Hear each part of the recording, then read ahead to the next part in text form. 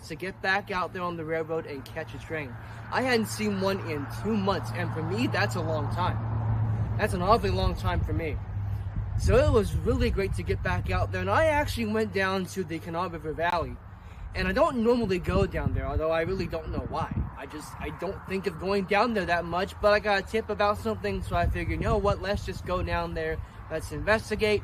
And I didn't get what I was tipped off about, but I did get, I think, something that's pretty interesting and something that, well, I think you'll enjoy.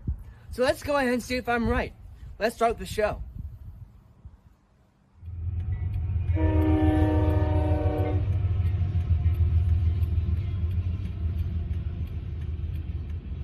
Sometimes it just works out like this. You see a train, you know a good spot, but you can't get there in time, so you have to settle. This is what I did when I came down this way because I heard about 2 BNSF engines loading a coal train on the Cabin Creek subdivision. They were there, but they weren't loading. So I came back out on the main line and caught this guy. This is M652, the sister train of M653. This train runs from Hamlet, North Carolina to Russell, Kentucky. I didn't mention this last week, but I should mention it. CSX is rebuilding the part of the clinch field that was destroyed, part of this train's route. So at some point it will go back to its normal route, but for now it's going to run the C&O. That little noise you just heard, that's the end of train device being picked up by my scanner, letting me know there's a train nearby, even though I can clearly see it. If only it knew that.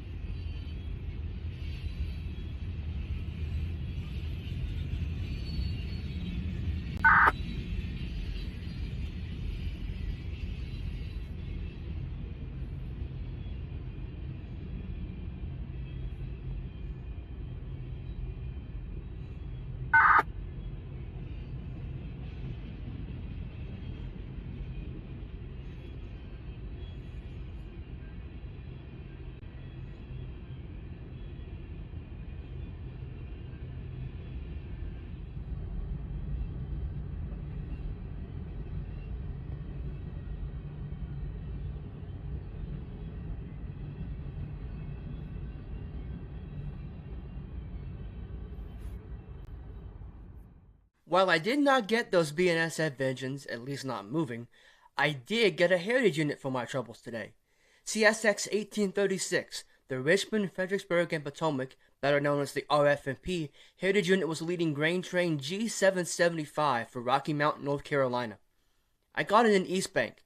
I wanted to get it a little further up the line, but I didn't make it in time, so you have to settle again, but I still like the shot I got. And I got a horn show for all my troubles as well. Listen to this and then check out the heritage unit.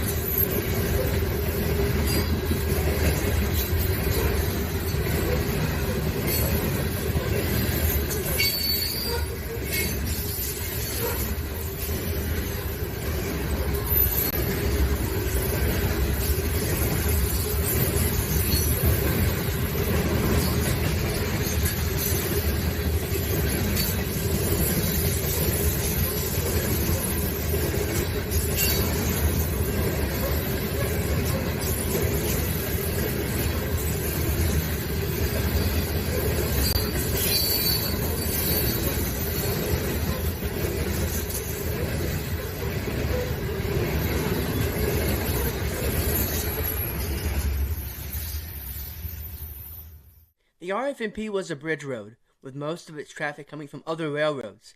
It served as a great link between North and South, running about 113 miles between Washington, D.C. and Richmond, Virginia. Many a famous passenger train out of New York or D.C. for down south rode RFMP rails, and many freight trains did the same. The RFMP was owned by the companies it connected with: Chesapeake in Ohio, Baltimore in Ohio, Atlantic Coast Line, Seaboard Air Line, the Southern Railway, and the Pennsylvania Railroad. With so many connections, you can understand the RFMP's importance in the railroad world.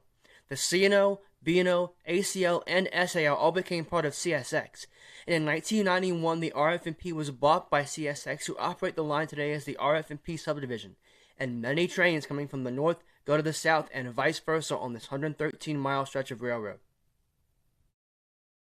Just like any railroad, the RFMP had its operational quirks, and one of those can be applied to the Heritage Unit depending on where it is. I mentioned this train is bound for North Carolina, therefore it will turn south at Richmond.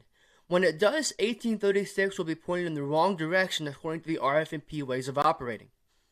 The RFMP in the diesel era very seldomly turned its locomotives, with odd-numbered units facing south and even-numbered units facing north. If for some reason one ventured off the property and got turned in the wrong direction, it would be turned the correct way before being placed back into service.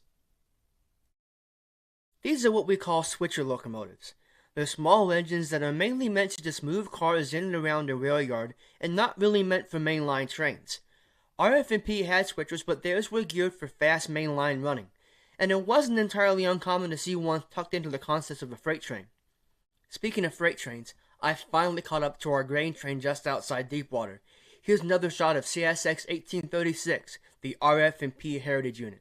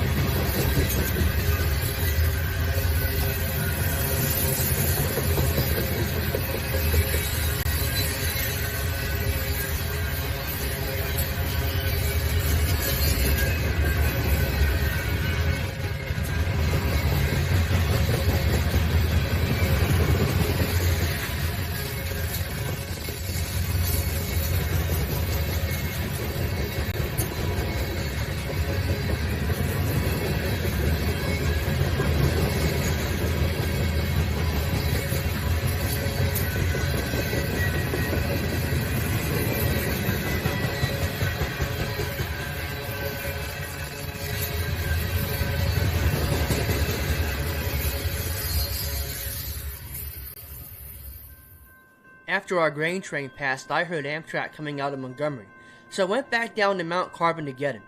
An aging P-42 was on the train today, and I love seeing the old girls still working these trains. It won't be all that long until it's all newer Charger locomotives, so take every chance you get to see one of the old girls in action. Mount Carbon is the east end of double track here, and the railroad goes to single track from here to Kanawha Falls. So once Amtrak diverges onto the single main, it has the railroad until it gets off that at Kanawha Falls.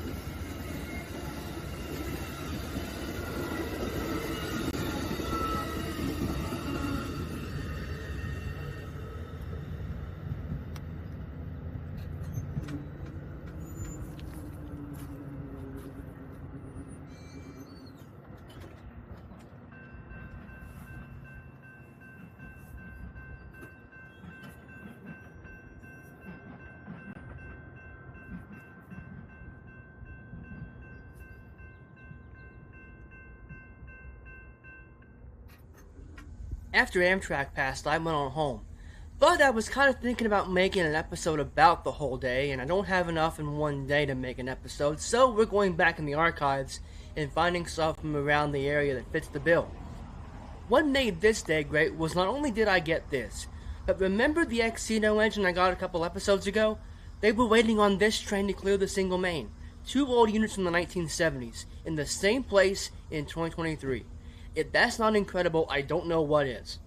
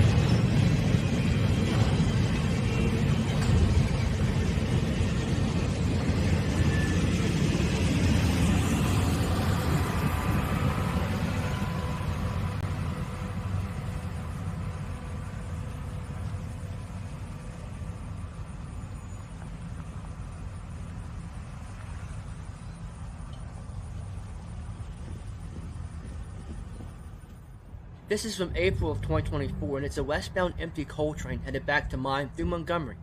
I always love seeing these things. A lot of people think that empty coal trains are bad, but you should be cheering every time you see an empty coal train. The railroads won't move anything for no reason. If you see an empty coal train, it's headed back to mine, and the endless cycle of coal continues.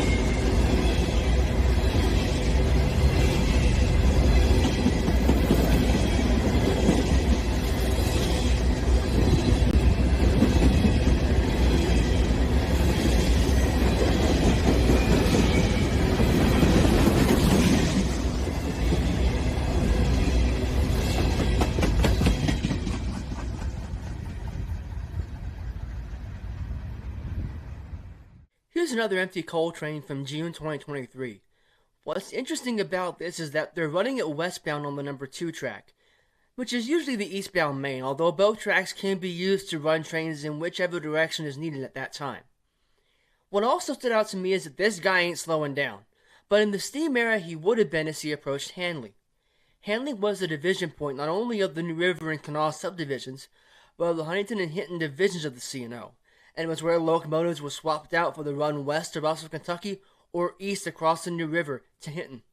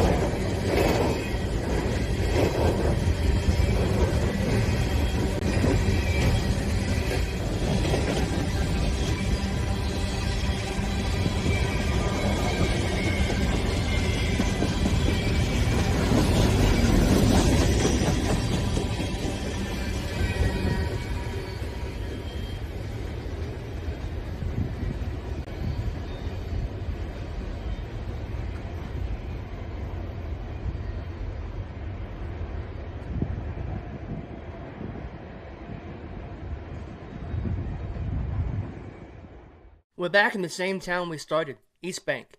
This is a different location and a different train. This is L211 back in June 2023 on the same day we caught that empty coal train in Montgomery. L211 is a local freight between Russell, Kentucky and Clifton Forge, Virginia. It's got an old YN2 AC44 leading, and even though it's a short one, it's still fun to see a mixed freight with an old YN2 out front.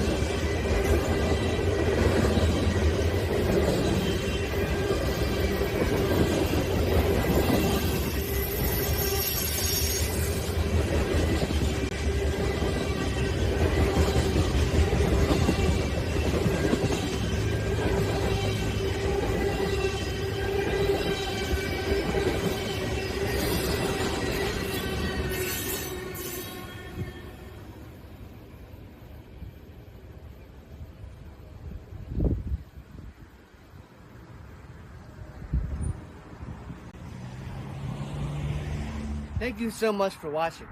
If you enjoyed the program and would like to watch past episodes or check out other New River Network content, I invite you to like our Facebook page. You can also watch us on YouTube, use our Roku channel, watch NRN.com, or if you're here in Fayette County and parts of Kanawha County, you can check us out on cable. Channel 4 here on the Plateau, Channel 17 down in the valley. For the New River Network, I'm Lucas Berry.